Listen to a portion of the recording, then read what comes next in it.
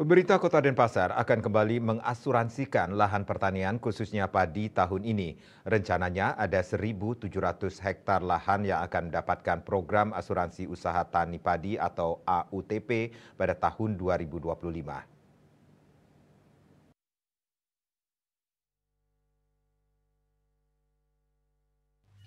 Kepala Dinas Pertanian Kota Denpasar Ana Agung Bayu Brahmasta didampingi PLT Kepala Bidang Tanaman Pangan dan Hortikultura Igan Anggreni Suari mengatakan, sebaran wilayah luas lahan yang akan diasuransikan ini masih menunggu keputusan rapat lebih lanjut.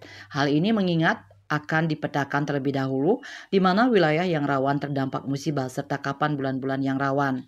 Asuransi ini, kata dia, diberikan pada lahan-lahan yang memiliki potensi gagal panen. Adapun premi yang dibayarkan oleh pemerintah kota melalui anggaran pendapatan dan belanja daerah APBD dalam program AUTP ini sebesar Rp36.000 per hektar, sementara Rp144.000 per hektar dibayarkan dari APBN.